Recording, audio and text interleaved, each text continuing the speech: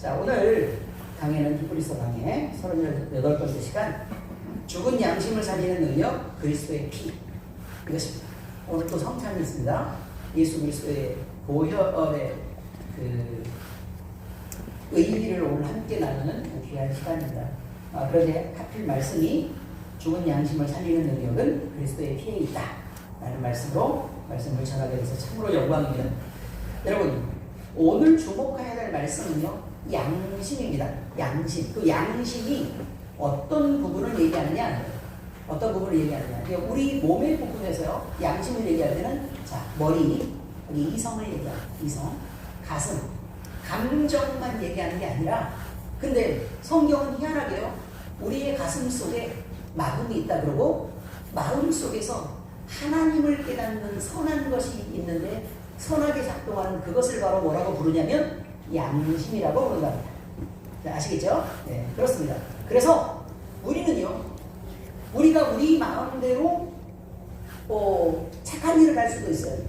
또 우리 마음대로 우리 의지를 동원해서 또 죄를 지을 수도 있습니다. 그런데 우리의 양심 속에 뭐가 있는 거냐면, 착한 일을 했을 때 누가 보지 않아도 괜히 뿌듯한 마음이 생깁니다. 그렇죠? 뿌듯한 마음이 생깁니다. 그리고 내가 나에게 참 잘했다라고 스스로를 칭찬하게 됩니다.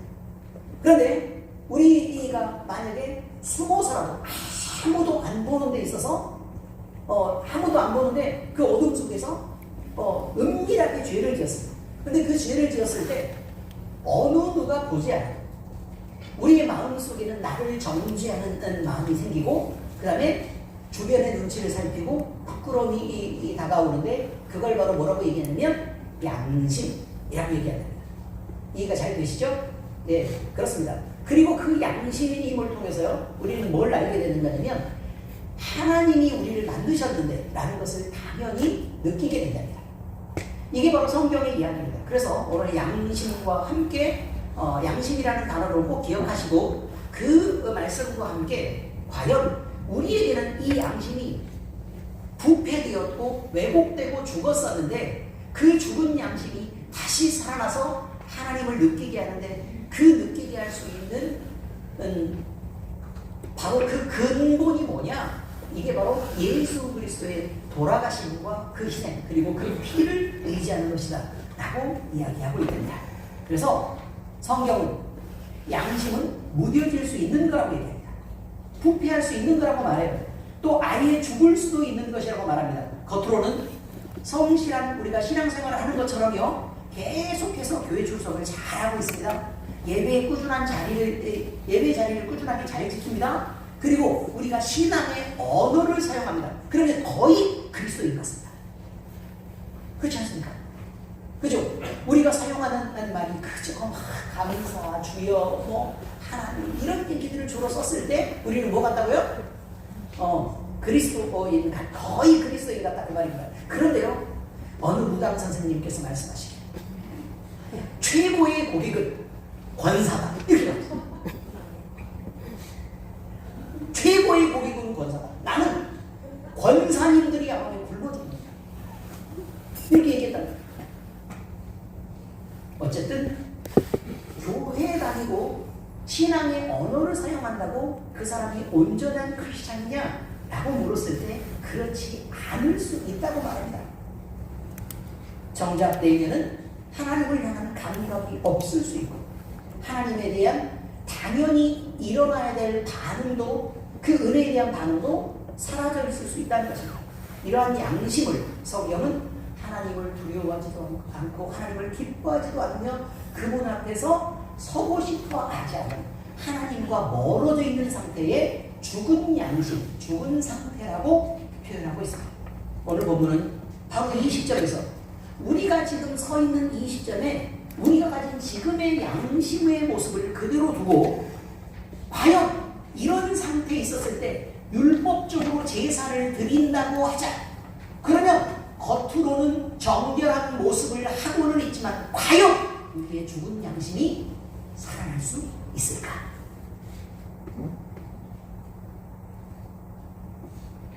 그럴 수 없다고 말합니다. 죽은 양심이 살아나려면 오직 그리스도의 피를 의지한 예수 그리스도와 함께하는 연합이 있어야 하고, 이것이 죽은 양심을 깨끗하게 하며 살아계신 하나님을 감각하게도 하고, 그리고 그 양심을 살아나게 하는 원동력이라고 말하고 있습니다. 오늘 우리가 주목하고 살펴봐야 될 포인트는 바로 이것입니다. 우리 스스로 우리 자신을 의지해서 아무리 선하고자 하고 아무리 종교적 여러 가지 행동들을 갖고 언어 습관을 갖고 있어도 예수 그리스도와 연합하지 않는 양심은 결코 제사의 의식만으로 살아날 수 없다. 이게 결론입니다.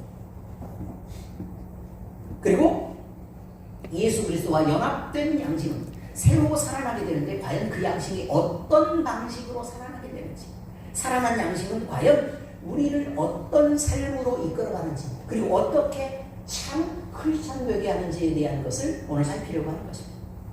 자, 첫 번째 내용은 이것입니다. 죽은 양심을 살리는 유일한 능력은 예수 그리스도의 피밖에 없다. 그것입니다.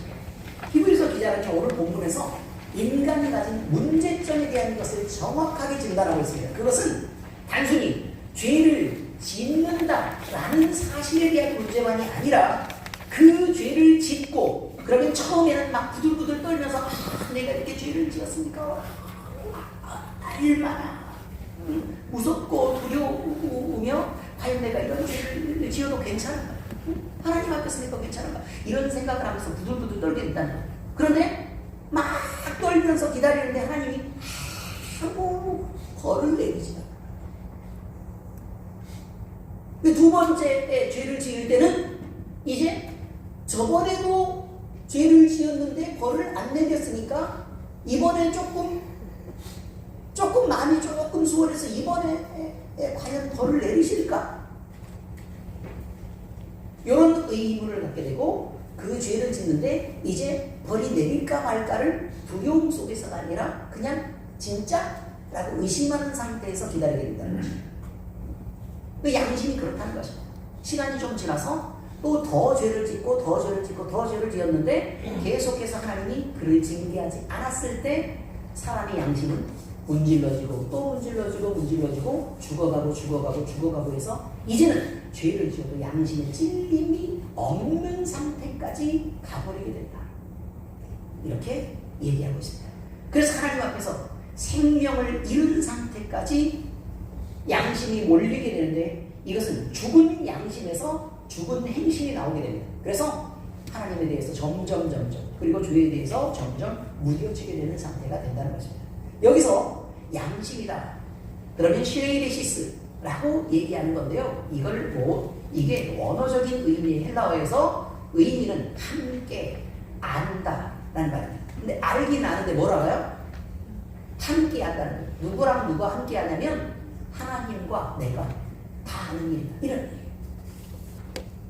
그래서 우리가 어둠 속에서 죄를 지은 나만 알면 두려움이 없을 수 있어요. 근데 이거를 누가 알고 있다고 알아요? 우리 양심은 하나님이 알고 있다고 하는 거예요. 아는 거예요. 근데 일부러 감추고 싶은 거예요. 숨고 싶고 멀어지고 싶은 거야. 그 말이에요. 함께 한다. 엄청 중요한 거예요. 양심. 함께 한다. 이해되셨습니까? 그런데 나중에 죄를 짓다 보면 이제 어떤 상태가 된다고요? 나만 아는 죄가 되고 하나님은 모르실 거야가 되는 그런 상태가 된다는 것입니다. 그럼 양심이 아니고 존재. 자, 그래서 하나님 앞에서 인간 자신을 스스로 인식하고 반응하게 하는 그 내면의 자리, 양심이 마비됩니다. 하나님을 향한 감각을 잃어버리게 만듭니다. 그 결과 사람들은 종교적 행위는 늘 반복하고 있지만 하나님을 향한 살아있는 감각은 모두 죽어버려서 하나님에 대하여 반응하지 못한 채 살아가게 된다는 것입니다. 이것이 죽은 양심의 모습입니다. 그래서요, 참 답답한 일은 이것입니다.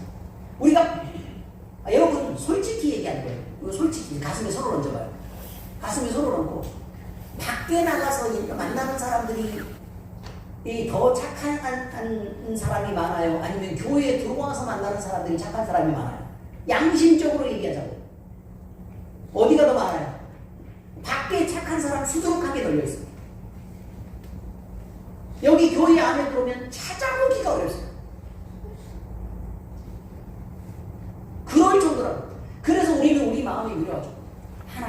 하나님께서는 죄인을 부르셔서 구원하시니까 여긴 다 죄인들만 모여서 그렇고, 이게 지금 우리의 위로해야 되겠습니까? 그 주인 중에 나도 있다. 내가 사랑하는 사람들이 다 여기 있는데,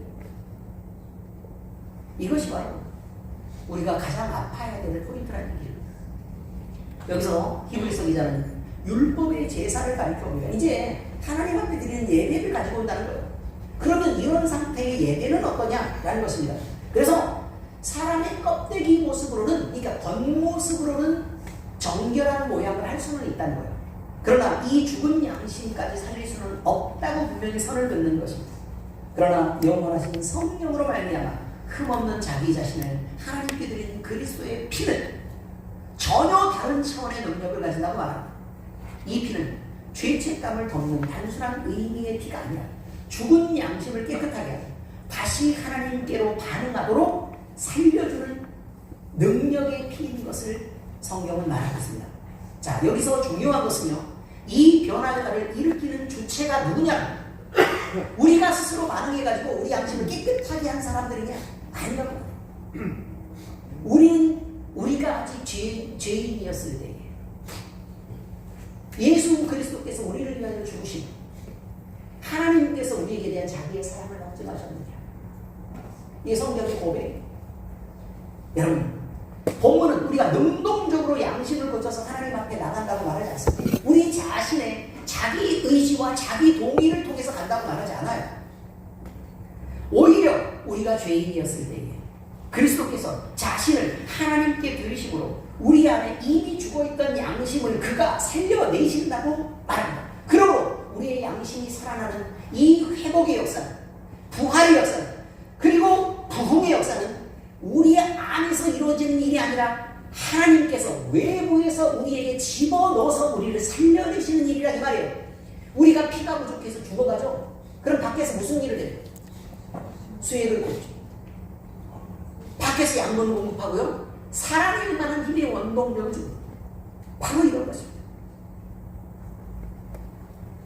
그러므로 우리의 구원은 우리의 열심으로 될 수 없고, 우리의 회복도 우리의 긍정적인 자아의 의지로 될 수 없다라고 분명히 선언합니다.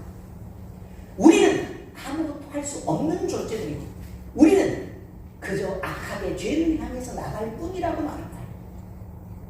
그러니 반복되는 예배가 우리를 살려낼 수 있겠습니까? 아니면 우리가 가지는 간절함들이 우리를 살려낼 수 있습니까? 그렇지 않다는 말입니다. 그리스도의 피가 우리 안에 먼저 피가 적셔지고, 그리고 그것이 실제로 우리 안에서 작동할 때 우리는 수동적으로 끌려가면서 변화되는 것입니다. 죽은 양심을 살리는 이 능력은 언제나 우리 바깥에 있으며 그것은 유일한 능력이신 예수 그리스도의 피입니다. 그러므로 우리는 우리 스스로 믿어서 잘된 것처럼, 우리 스스로 믿어서 훌륭한 인격을 가진 것처럼, 우리 스스로 믿어서 우리가 대단해진 것처럼, 우리 스스로 믿어서 우리가 의로워지고, 우리 스스로 믿어서 우리가 되게 성실한 크리스찬, 모범적인 크리스찬이 된 것처럼 자랑 삼는 것은 마땅하지 않다고 성경 말하는 것입니다. 그래서 때로 여러분 신앙생활 되게 잘하시는 분들이 여기 있을 것입니다. 신앙생활을 엄청 잘하고 있는데 그것이 이런 사람들을 보면 대부분 정죄하는 마음을 갖습니다. 그 정죄하는 마음이 뭐냐면, 나는 되게 열심인데 저 사람들을 보면 한심하고 답답하다는 거예요. 저 사람은 왜 그럴까? 왜 아직도 저 모양일까? 라는 생각을 계속 한다는 것입니다. 이게 정죄하는 마음이라는 거예요. 성경은 그 사람에게 다시 묻습니다. 네가 너 되는 것이 너 스스로의 업적으로 된 일이야? 네 노력으로 된 일이니? 네가 긍정해서 이루어지는 일이야? 성경은 아니라고 말합니다. 그러므로 그를 볼 때 안타까운 마음으로 봐주고 사랑하는 마음으로 봐주어서 그를 돕고 그를 격려하고 다독거리라고 말하는 것이죠. 이게 성경. 정죄하는 마음은 바람직하지 않습니다. 우리는 그런 어느 누구나 다 손가락질을 받아야 된다는 얘기입니다. 그래서 이제 두 번째 얘기가 진행됩니다.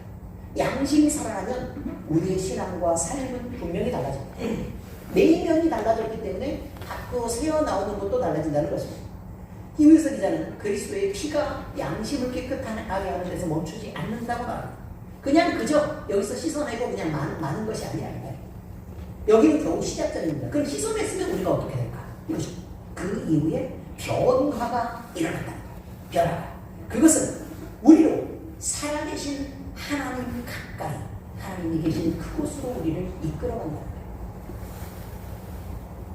우리 양심은 훨씬 더 센시티브해집니다. 그래서 죄를 더욱더 민감하게 생각하게 되는 양심으로 바뀝니다. 우리 양심은 우리 스스로를 업적 삼고 우리 스스로를 높이는 곳에서부터 점점 색깔이 달라져서요. 하나님께 영광 되는 것은 좋고요. 그저 내가 영광 받으면 부끄러워하는 일이 생깁니다. 하나님이 영광 되는 게 좋다는 거예요. 하나님이 영광 되는 거예요. 왜요? 우리를 살려내셨습니다. 뿐만 아니라 우리의 양심은 하나님께 가까이 가서 하나님을 더 깊이 사랑하게 되는 것을 원하게 된다는 거예요. 그래서 하나님으로부터 멀어지고 세상을 누리고 즐기고 이렇게 하는 것은 거부하게 되고 싫어하는 거예요. 재미가 없어요. 재미가. 그 전에 막 친구들 만나가지고 커피 마시고 막 떠들면서 막 이렇게 흉보고 막 이렇게 했을 때는 그저 막 신나고 막 좋았었는데, 그때는 내가 주인공 같고 이렇게 좋았었는데 그 자리에 나가보니 진짜 너무 내가 안심하고 도대체 이런 사람들하고 왜 어울리는지도 모르겠고 그냥 그렇게 우리의 양심이 바뀌어간다는 것입니다. 그래서 그 친구들이 의미도 없어지고 하나님을 섬기고 하나님을 사랑하는 곳으로 나아가고 그리고 많은 사람들을 돕고 아끼고 사랑하는 그곳에서 더 중요한 의미를 찾게 되는 양심으로 바뀌어나가게 된다는 것입니다. 이것이 바로 하나님과의 관계가 개선되는 방향으로 움직이고 있는 우리의 양심입니다. 양심이 죽어있을 때 사람은 어떻습니까? 하나님의 낯을 피한다. 예배 자리에 앉아있어 그저 졸기나 하고 하나님의 말씀은 들어오지 않습니다. 그래서 하나님 앞에 무슨 일을 하라 그러면 시간이나 따지게 되고 움직이는 것 자체가 귀찮고 불편합니다. 그리고 부담스럽습니다. 그걸 왜 내가 해야 돼? 왜 맨날 나만 시켜? 라고 생각합니다. 여러분 다 해요. 다. 근데 내가 하는 일만 더 크게 보이는 것입니다. 죄책감도 있습니다. 그러나 그것이 남아있지만 회개로 이어지기보다는 오히려 변명하고 싸웁니다. 나를 지적하면 싸우게 된다. 거리를 두게 됩니다. 회피하게 됩니다. 이런 방향으로 자꾸 나타난다는 것입니다. 그런데 그러면 이럴 때 우리의 신앙은 어떻게 인식되겠습니까? 의무감만 남게 되는 것입니다. 예배는 감동이 있습니까? 그 예배는 감동이 없고 형식이 예배됩니다. 하나님은 경배의 대상이 아니라 그저 내가 벌받지 않고 또 좋은 기회가 되면 웬만하면 좀 복을 주시고 또 돈 좀 챙겨주시는 그런 분으로밖에 인식되지 않을 가능성이 대단히 높습니다. 이것이 죽은 양심이 만들어낸 신앙인의 모습입니다. 만약에 여러분이 지금 그렇다면 여러분의 양심은 죽어 있는 것입니다. 상태를 진단하면 그렇습니다. 그러나 양심이 살아나게 되면 방향이 달라집니다. 살아난 양심은 첫 번째, 하나님에 대해서 두려움이 생깁니다. 이 중요한 것입니다. 하나님이 편안하면요, 여러분 양심이 죽어 있을 가능성이 대단히 많다는 생각을 잊지 마십니다. 하나님을 향한 두려움이 생깁니다. 왜 두려워합니까? 하나님은 너무 큰 사랑이시기 때문에 두렵습니다. 내가 어마어마하게 사랑하는 어떤 사람이 있으면 그 사람 앞에서 늘 편합니까? 아니죠. 그 사람이 너무 커 보이고 나는 작아 보입니다. 우리 유재하 씨가 그렇게 얘기했어요. 사랑합니다. 2절에 얘기했습니다. 커다란 그대를 향해 작아져만 가는 나에게 그 무슨 뜻이나요? 조용히 따르래. 아니, 왜곡된 세상의 사람도 이 정도는 노래할 수 있다. 근데 진짜 사람을 만난 사람들은 이 정도를 노래할 수 없어도 되겠습니까? 바로 그것입니다. 죄에 대해서 정죄를 말하는 것이 아니라 용서와 긍휼을 베푸시는 은혜의 자리로 향해 나가며 반응하게 됩니다. 그러니까 예를 들면 이거예요. 예를 들면 부모님이 혹시나 매를 들면 진짜 부모님을 사랑하고 부모님이 이게 가까이 가고 싶은 사람, 그 자식은 어떤 반응을 보냐면 매를 맞으면서도 울면서도 이렇게 팔을 들고 엄마 품에 자꾸 안기려고 합니다. 난 해봤는데 이남 친녀 중에 장남이야. 사랑받아가지고 해봤는데 맨날 비닐하우스에서 농사만 지은 우리 정용 수사님 그렇게 해보셨어요? 품을 뚫고 들어간다는 말이에요. 품을 뚫고 들어가. 그런데 그 사랑에 대해서 자기 스스로 자기 존재감만 있고 계속 피해의식에 가득 찬 자녀는 어떤 반응을 보인 줄 아십니까? 매를 들면 피하고 도망갑니다. 부모와 함께 연합을 꿈꾸지 않습니다. 바로 그런 것입니다. 이게 부모와 자녀의 사람 사이에서도 그렇게 나타납니다. 부모가 그런 자녀들은 어떤 일을 벌이느냐, 부모가 나한테 뭘 해주느냐만 중요합니다. 내 부모의 아픔, 어려움에 관심이 전혀 없습니다. 사랑하는 양심, 하나님이 얼마나 아파하는지에 대해서 관심이 있습니다. 하나님이 무엇을 기뻐하는지에 대해서 관심이 있습니다. 혹시나 하나님이 징계에 매를 들어도 잘못했어요 라고 팔을 벌리고 막 이렇게 안으려고 다가가서 그 품으로 안겨주는 저런 아이가 된다.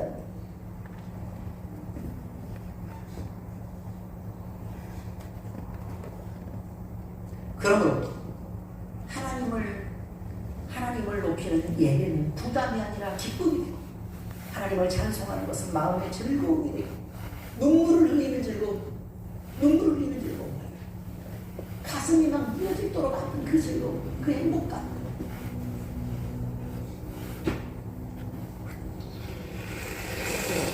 그리고 순종은 억지가 아니라 그저 사랑하는 주님, 내 주님을 향해 내가 할 수 있는 만큼의 응답이 있는 것입니다. 특별히 히브리서가 강조하는 변화의 내용은 섬김이라는 부분을 다루고 있습니다. 본문은 살아난 양심이 우리를 살아계신 하나님을 섬기게 한다라고 말합니다. 여기서 섬김의 표현은 단순한 봉사활동이 아닙니다. 삶 전체를 하나님 앞에 내어드리고 하나님을 향한 제사적 삶을 살아내는 것을 의미합니다. 다시 말하면 예배자로서의 삶 자체도 예배자로서 살아내는 것을 말한다. 예배자로서. 다시 말해 양심이 살아난 사람은 더 이상 자기 만족이나 자기 의를 위해 나를 인정받고 나를 세우기 위해 사는 사람이 아니라 하나님이 높아지기를 바라고 또 하나님을 향해서 더 많이 사랑하고 더 많이 교제하고 더 많이 친근해지는 그 삶의 목적을 갖고 살아가게 된다는 것입니다. 이처럼 양심의 회복은 하나님을 대하는 신앙의 태도를 바꾸고 예배가 다시 예배되게 하고 삶의 중심도 나에게서 하나님으로 옮겨지는 실제적인 변화를 만들어냅니다. 예수 그리스도의 피로 살아난 양심은 반드시 하나님을 섬기는 삶으로 이어질 수밖에 없는 이유입니다. 이것이 히브리서가 말하는 구원의 열매입니다. 살아있는 양심이 드러나는 표지입니다. 이제 말씀을 적용하겠습니다. 그리스도와 묶인 선한 양심으로 살아가는 인생이 되시기 바랍니다. 성경이 말하는 선한 양심은 스스로 만족하는 양심이 아니라 그리스도 있게 묶여있는 양심입니다. 우리가 선한 것을 행한다는 뜻이 아니라 예수님이 선하기 때문에 그와 묶이면 선하게 된다고 말하는 거예요. 이게 수동적인 의미에서의 선함입니다. 그래서 히브리서는 우리가 참 마음과 온전한 믿음으로 하나님께 나아가 마음의 뿌림을 받아 악한 양심으로부터 벗어나라고 권합니다. 선한 양심은 자기 점검의 결과가 아니라 그리스도의 피에 의해 방향이 고정된 상태입니다. 예수님과 묶이면 된다. 중요한 것은 살아난 양심은 다시 인간 스스로 판단하며 자율적으로 흘러가도록 내버려두지 않는다는 점입니다. 다시 말하면 네 마음대로 살도록 그냥 내버려두지 않아. 살아난 양심은 하나님을 향해서 이끌어가도록 자꾸 이 양심을 자극하게 돼. 이런 말이죠. 그래서 우리는 하나님을 향해서 우리의 양심을 통해서 하나님께 나아갈 수 있다고 합니다. 그런데 문제는요, 우리가 양심이 살아났다고 해서 곧바로 안전해지는 것은 아니라는 뜻입니다. 살아난 양심이라도 그리스도께 계속 묶여있지 않는다. 자기 기준과 자기 의로 다시 흘러가기 쉽기 때문에 그렇습니다. 왜냐하면 우리는 부패한 세상 속에 살고 있고 우리 역시 그 부패를 기뻐하면서 그걸 선택하는 사람이기 때문에 그렇습니다.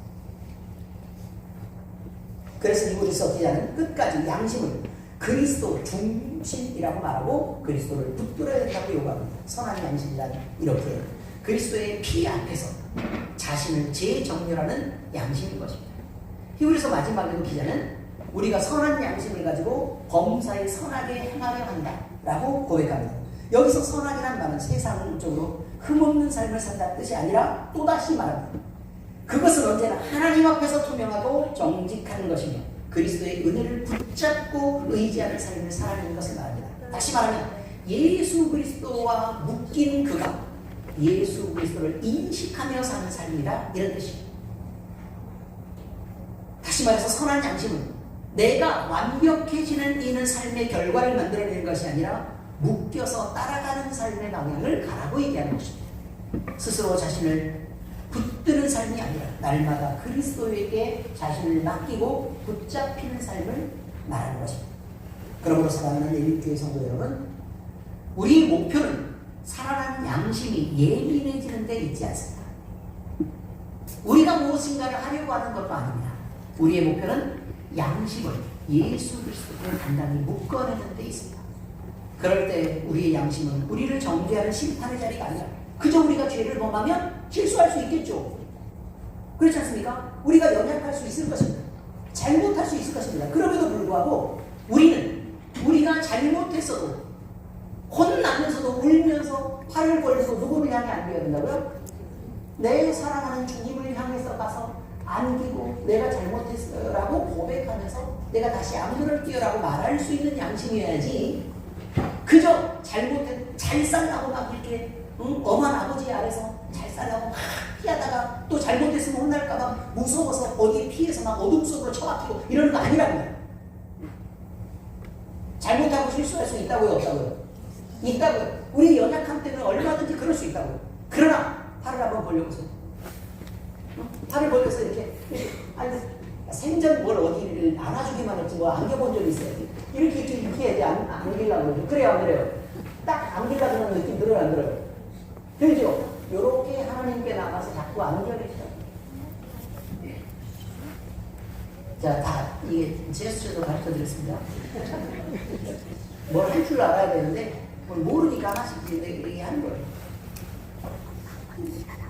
이렇게 정죄하는 심판 자리가 아니라 잘못한 것을 빨리 회개하고 돌이키면서 그렇게 안 살라고 하나님을 기쁘시게 하는 그런 삶을 우리가 사랑하기로 하자. 성경은 말하죠. 너희가 얼마나 사랑받는 자들이야. 얼마나 하나님께서 너희를 아끼냐.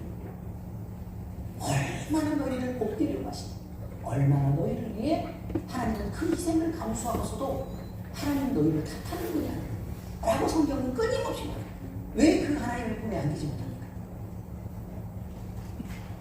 그러므로 여러분, 선한 양심을 붙잡으시기 바랍니다. 이것이 바로 구원을 완성해 나가는 과정입니다. 이제 우리가 더 이상 죄책감에 머무르는 신앙으로 살 필요가 없습니다. 동시에 자기 만족을 추구하는 그런 목적을 가진 신앙으로도 살아서는 안 됩니다. 그리스도의 피로 살아난 양심을 가지고 예수 그리스도의 묶인 선한 양심으로 오늘도 살아가시기를 바랍니다. 이것이 복음의 진리를 아는 자들이 자유할 수 있는 이유입니다. 안 그러면 무서워서 어떻게 살겠어요? 동시에 복음이 우리를 이끌어가게 하는 삶입니다. 예수 그리스도와 묶인 선한 양심으로 살아가는 복된 인생 되시기를 우리 주 예수 그리스도의 이름으로 축복합니다. 기도하겠습니다. 하나님 아버지, 우리 예수님께서 우리를 위해서 보혈의 피를 흘려 주셨고 우리는 그 피를 의지하여 이제 새롭게 살아난 양심을 가지고 하나님을 아름답게 섬기고 주님과 화평하게 사는 그때를 꿈꾸며 우리가 나아갑니다. 아버지 하나님, 우리는 때로 실수할 수 있을 것입니다. 때로 잘못할 수 있을 것이고 그것 때문에 우리 하나님 앞에 혼나는 시간도 얼마든지 있을 것이고 그것 때문에 고난을 당하는 때가 있을 것입니다. 그러나 아버지 하나님, 우리의 팔을 벌리고 하나님을 향해서 울며 불며 나아가는 우리 될 수 있도록 주여 인도해 주시옵시고 언제나 우리를 용서하시고 이해하시며 우리를 늘 사랑하시고 우리를 배려하시고 또 우리를 회복시켜 주시는 우리 하나님의 품으로 우리가 늘 달려들 수 있는 믿음, 그런 결단의 신앙을 허락하여 주시옵소서. 살아난 양심을 갖게 하시고 죄에 대해서 더욱 무딘 삶으로 살아내는 우리 안 되도록 아버지 하나님이여 우리를 그리스도의 피로 적시시옵소서. 살아계신 우리 주 예수 그리스도의 이름으로 감사하며 기도합니다. 아멘.